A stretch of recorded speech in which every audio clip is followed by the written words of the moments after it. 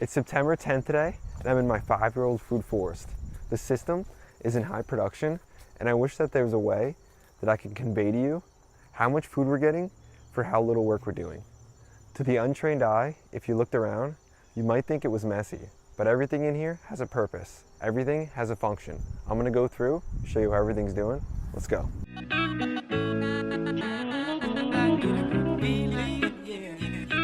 Still a lot of zucchinis producing flowers. There's some big zucchinis in the back there. A little bit of powdery mildew, but that's expected considering the spot it's in, being underneath a couple trees. But getting that production in a spot like this is awesome in my opinion. This one I let get a little too far past. I gotta harvest that one. Maybe I'll try to fry it up or something. That's the only thing you can do when they get that big. All the trees are doing beautiful. This new tree here is just blowing me away. This nectarine tree got so big so quick. It's just another tree that just really makes it truly a food forest in here, next to a hazelnut. And as I just look around,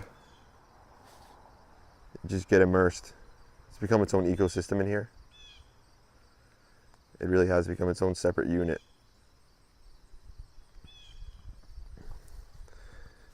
I've said it before, some people have told me it feels like a park in here.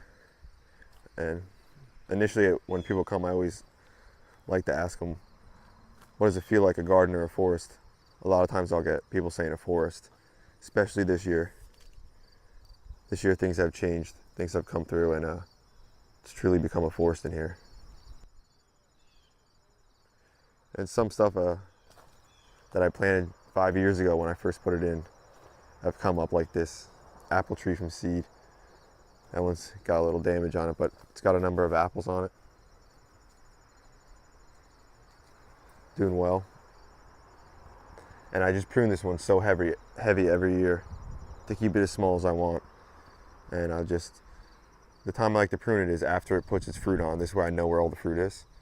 And for apples, all the fruit is mostly going to be in the lateral branches. You're not going to get fruit on those sucker branches up top there, so it's good to get rid of them. And the earlier you get rid of them, the better. I should have got rid of them when they were really small. But you're not going to get fruit on those straight up branches. And here's one of these sun gold cherries that was like a hybrid one that came up on its own this year. Good flavor. Really good. And the Juliets are so loaded again. I've got a lot of food to harvest. I'm gonna have to do another harvest video. I've done a bunch of them, but I don't know if you guys are getting sick of them or not, but it's just, I want to show you how much food we're actually getting from here.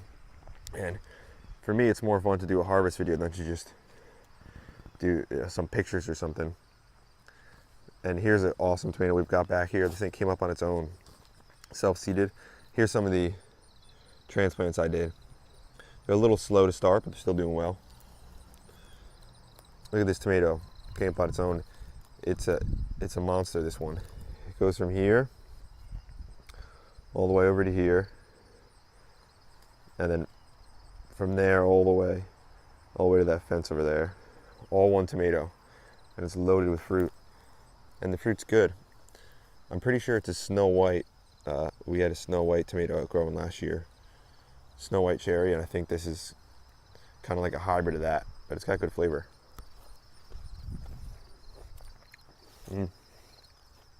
And the kale's doing good. Some stuff is eating on a little bit, but still doing well. And some of the flavor burst peppers are starting to ripen. I got nicer ones in the front, I'll show you though, or in the front of the food forest. More zucchini that I just am late on harvesting. And more cucumbers ready in the back. And this is a funny one. This is a honey bunch grape I've showed you a couple times. This is bamboo. Bamboo stakes are pretty strong. I mean, this is the second year of the bamboo stake, so it's a little old. But look at this thing. The grape just snapped it in half. The tomato snapped it in half. It got so heavy. That one's damaged. But it got so heavy. It just snapped the branch, but the tomato's still doing fine. Loaded with tomatoes. I'm gonna have to harvest some. Some of them are getting past. This is a nice one though. This one's got good flavor.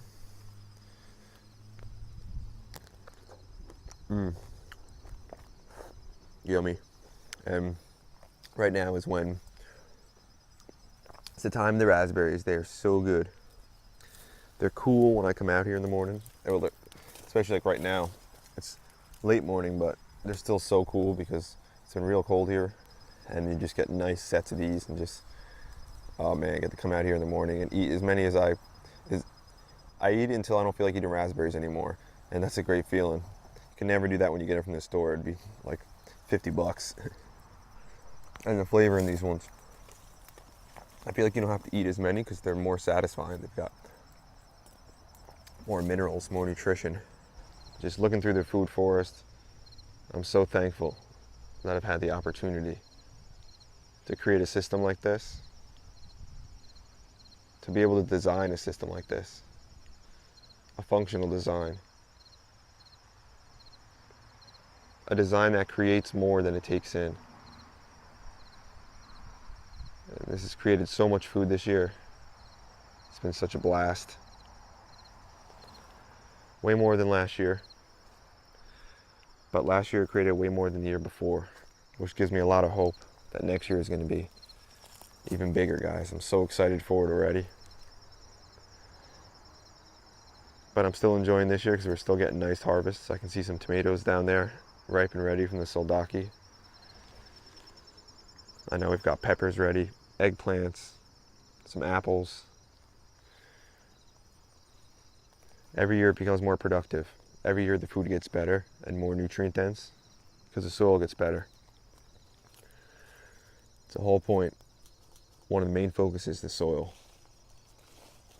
And it's not about bringing in good soil, guys. That's not what it's about. Here's kale that I just transplanted, one of the Lasanados, doing okay. A little slow to go, but doing all right. It's not about bringing in good soil, it's about making good soil. And you do that by creating the environment to make good soil, by bringing in the wood chips, the mulches, and the comforties like this, the biodynamic accumulators, the chop and drop, bringing in this kind of stuff, especially the wood chips though, so you can get that organic matter. You can have the worms come in, the fungus come in, break that all down for you and create beautiful, beautiful soil. Here we've got leaf drop, just like you would in a natural forest. Look at underneath this leaf drop here. A lot of the wood chips are breaking down now too. Look at this soil creation. Look at this, guys. This is from years of wood chips, but as you can see, this is sustainable now. A lot of this is dropping its own leaves. Not even wood chips here. We got comfrey doing great. That's gonna die. That's gonna drop its leaves. When it gets cold, that's gonna feed that cherry tree with different kind of nutrients. Like I had mentioned before, biodynamic accumulator. It's got deeper roots than most plants. It can pull up different nutrients than most plants can. Then I cut those leaves back, drop them under the tree. So this is creating its own fertility. All the strawberries are coming back, and through the years, paths have been made naturally of kind of where we choose to walk, and the strawberries have just filled in where we don't walk. So last year or 2 years ago, this was all thick strawberries, and they're going to come through again. But as we've wanted to walk through here, some of them died back, but again, they're all going to come through. This will all be strawberries again, and then next year we'll probably walk through here again, and the same process will start over and over, which has actually been good because through this process, the strawberries haven't shaded, like grown too thick that they've shaded themselves out. And it doesn't even look like there's that many right now. But come next spring, they're going to be everywhere. They're all back there, all around here, all under here. And that was the idea. One of the main ideas, you don't have to, but you can get 7 layers in a forest. In this food forest, we've got the vining right there. We've got the tree layer here. We've got the ground cover, herbaceous. I'm sure we've got some rooting. And we don't have that many carrots I don't see right here. But we've got asparagus over there, so we've got all different layers. Actually, we've got the carrots back there. There they are.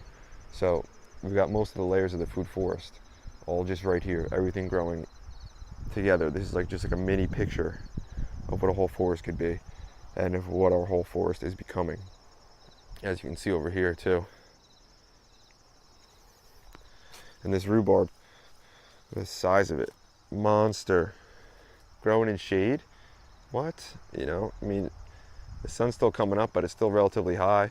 Look at the tree that it's under. This plum tree. It's getting filtered sunlight through it. That's what happens when you're in a forest. And grapes, they just won't stop growing. So much growth. So I'm never going to be worried about pruning those back ever again. Just the amount of growth, I can't slow it down. And they've got some delicious, delicious catawbas on them. I've harvested a bunch of them, but I gotta leave some out here to eat fresh, because in a morning like this when they're cold, man, they're good. Ouch. Just bumped my head on something. Some grapes, probably. Yeah, just bumped my head on this thing. Dangerous, but these grapes have gotten so heavy that a lot of the things I've had them shells up, they just weigh it down. I did not realize, I didn't realize the harvest was going to be this big this year. And in here, just, it's nice to be in here. I really enjoy it. I love it. Especially in mornings like this, guys. I wish you guys could come through and hang out with me in a morning like this. And I appreciate you guys following along as you are now as I come through. But it's real satisfying to create a system like this and to be able to yield the rewards and benefits from it. And if you don't have a garden, you guys got to start gardening. It could change your life. And if you guys want to follow along, like I hinted at before, we're going to do this bigger, this system, and better. Here's a flavor burst, getting that beautiful orange color now, loaded, grown just in wood chips, homemade soil, homegrown. Here we got, look at that yield we're gonna get. It's funny, it just laid down a little bit. That's what happened with the spacing, but that Rosita, what a beautiful eggplant, huh? Man. And these new ace peppers, loaded, at least 4 of them are ripe there. I'm gonna have to come harvest those. And some eggplants over here, getting close. I know I've got some ripe eggplants in the back. And this new pear looks beautiful. Wow, what a beautiful looking pear. Really excited for that one, the white Doyen. Gotta have the zinnias, beautiful flowers in here. Drawing the insects, drawing the pollinators. Notice how I put a lot of my flowers at the front of the garden. Draw the insects in to the garden, and then as they're hanging out here, they turn around, they come through like, oh man, more zinnias. Keep drawing them in, see all the colors, drawing them in. And then once they get into here, there's not much turning back. If you're an insect, you're not going to want to leave. If you're a bird, either. That's why the birds are making their nests. The insects are making their homes. I'm sure I'll have a bunch of praying mantis nests this year, as I usually do.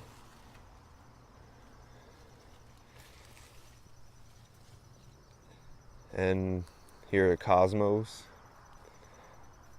Some bird just left, looks like I scared him away. It's gotten thick in here, guys. I could come through and cut some of this stuff back, but I've got so many harvests from a lot of this stuff, I'm just kind of letting it go. And then I'll let it drop to the ground and compost and build my soil. And man, those asparagus are gonna be good next year. I see a couple coming up already. And over here we've got some cucumbers that I just planted. They're doing well. I'm not sure if they're gonna have time before I can get a harvest, but I figured I'd try. I was a little late on them, but I'm still getting a few from the old ones. They're really on their last leg now though. And this hazelnut tree got so huge, and it's got so many catkins on it, which is what's gonna pollinate its own flowers. So we can get a huge harvest next year. And I know there were some hazelnuts on it, and they should be on the ground. Here's one. Here's another one.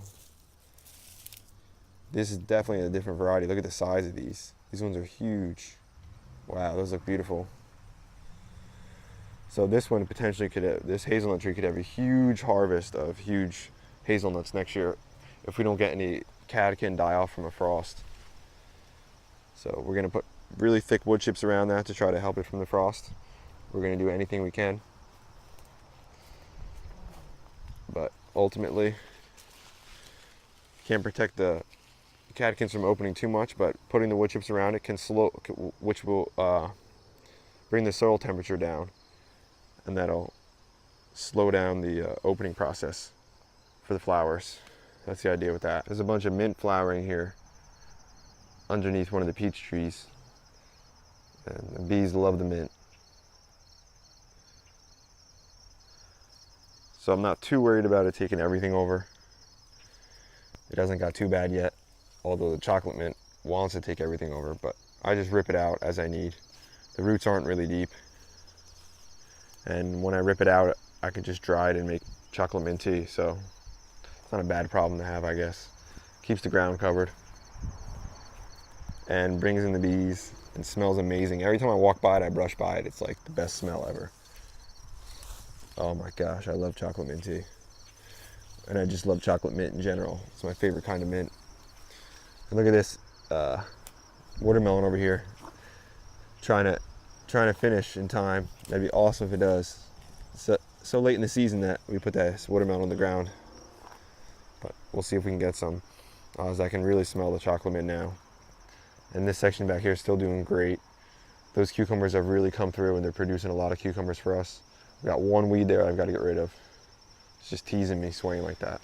And this corner back here always is productive. Some of the reason it's got its own microclimate, having the fences on two sides and having this white fence back here, it's really got its own microclimate, as we've got some nice looking eggplants there. And I know there's a bunch of peppers ready, tomatoes, and the goji berries are really getting close. One of the amazing things is these cucumbers back here, guys. They've just blown me away. Look at the amount of cucumbers in here for how many I've harvested. We've got 1, 2, 3. This thing's a monster. 4, 5, 6 cucumbers hanging right from one tree right here, and I know there's more. That's just looking from one spot. So productive. And I've said it before, but we're gonna get production out of this tree. If it's not gonna produce fruit for us, it's gonna be a trellis. So we've got beans on it too. Using that as a living trellis. And goji berry plant in the back is massive. I want to show you that one. This cucumber looks like it got passed, but the currant is doing real well. It's a currant right there. And more cucumbers from that same vine right here. 2 more. And more up there. And another one hanging there. And over there. Yeah, so I'm gonna save seed from this cucumber plant because it's been crazy and it's got good flavor too. Maybe I'll do a giveaway, give some of those seeds away. This has been such an awesome plant. And here's the goji berry. You can tell it's got a lot of fruit on it because it's getting so heavy. Before it was standing straight up, shooting like those ones are. Shooting straight up. Then they got so heavy, now they're all laying down. So these are going to be loaded with fruit. Here's ones that are getting close. I'll do a lot of drying of goji berry. Gonna have like goji berry powder. I think they do that. All different kinds of stuff. Fun little corner to hang out in. Thanks for watching. If you enjoyed the video, hit the like button, hit the subscribe button, share with your friends. I've got some big plans coming up this winter, so stay tuned. See you in the next one.